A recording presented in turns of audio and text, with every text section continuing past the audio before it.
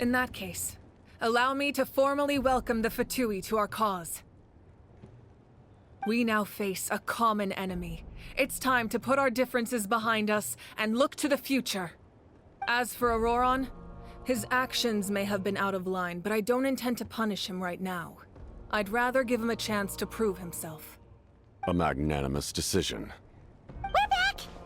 Whoa, seeing the two of you chatting like this, Paimon almost feels like she's dreaming. This may be an unexpected outcome, but a favorable one nonetheless. Now that we're all here, I have some questions of my own. Tell me, how did you discover the source mechanism? We weren't getting any closer to obtaining the Gnosis, so I had my men scour Natlan for a different option. Auroron helped as well. We tracked down 3 scholars, Abarawa, Bosomtwe, and Kushtal, and combined the results of their research to locate this ancient device. I've never heard those names before. Seems like my own investigation failed to locate some critical personnel. I'm just not sure how I missed them. Strange. Perhaps they simply live in seclusion. In any case, their results speak for themselves. That's true. Now we have another option at our disposal. Compared to using the Gnosis, our current plan will buy us some time. And if all else fails, we still have this plan as a last resort, even though executing it will come at a heavy cost. But that means making everyone forget their past!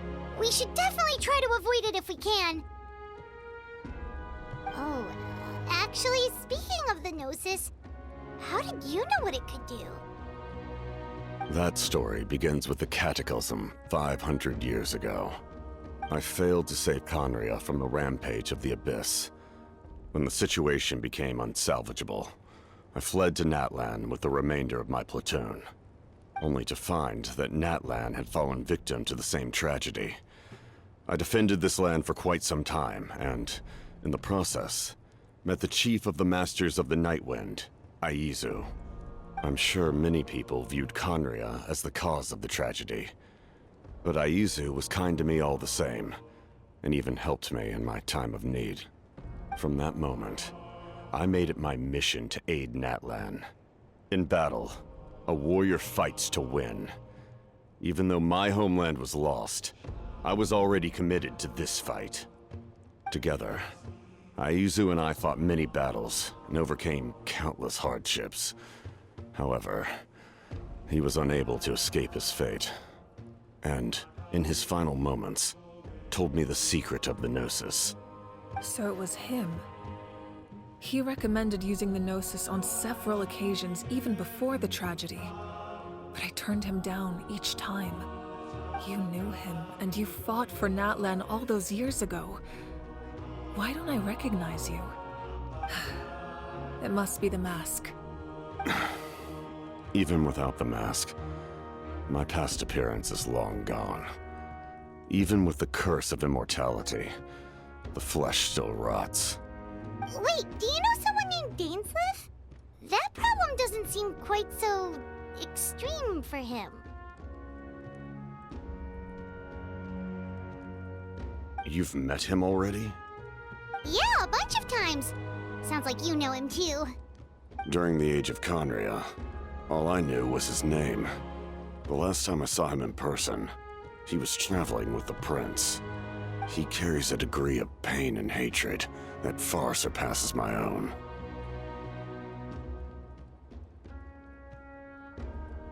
Yes, you're the sister of the prince. Given the role I held in Conria, I would prefer not to harm you. Although, this is likely a self-imposed burden. If the prince saw me now, I doubt he would even recognize me. As for your question, I don't know how Dane managed to slow the deterioration of his body. My appearance is much changed, and that's not the only thing. Even my physical strength is a shadow of what it once was. I would have never known. During our battle, it felt like I was fighting against the pinnacle of human strength. And I still lost. I deserve no praise for that outcome. Still, It's a shame we never faced off 500 years ago. You could have seen what I was truly capable of. I agree. Had we fought then, I'd also have been more motivated to go all out. So, all that commotion back at the stadium, and you're saying neither of you were using your full strength? I'd say we're evenly matched. If we face off again, victory will come down to who wants it more. I imagine you held back since there were spectators around that could have gotten hurt. But capitalizing on that situation would have only led to a hollow victory. It would have been no different than taking hostages. My goal was the Gnosis, and I failed to obtain it. That means I lost, plain and simple. Her Majesty the Tsaritsa allows every Harbinger the freedom to pursue the meaning of their existence. When the time comes, that freedom can take precedence over her orders. That's why our methods can be so radically different, despite sharing the same goal and the same sovereign. I needed the Gnosis because I came here to save Natlan.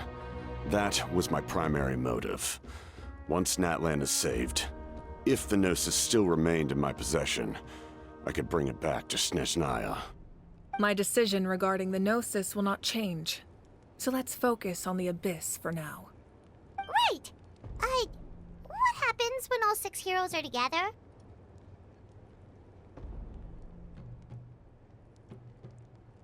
We will unleash a great power that can be used to thwart the Abyss. But only once. It's a power that Xbalanque gained from Renova. Renova is a god whose existence predates any Archon. You can think of her like an emissary of the heavenly principles.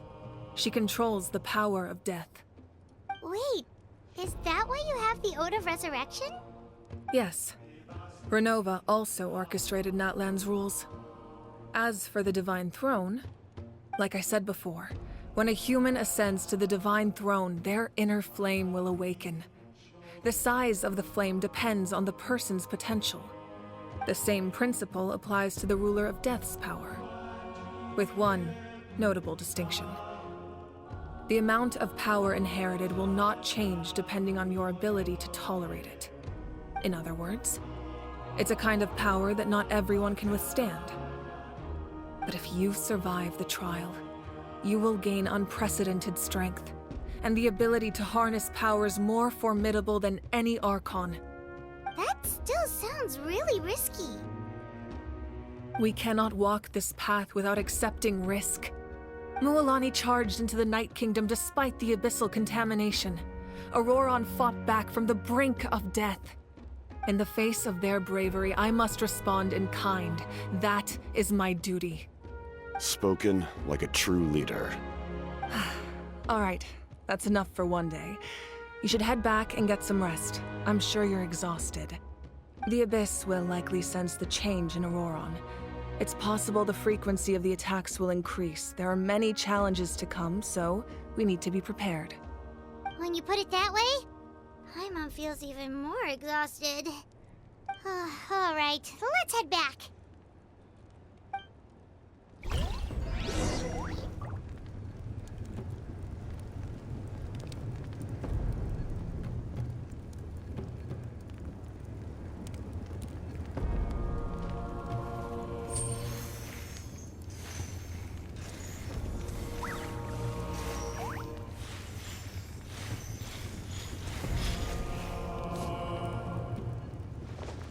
Now that we're working together, we'll need to coordinate our efforts.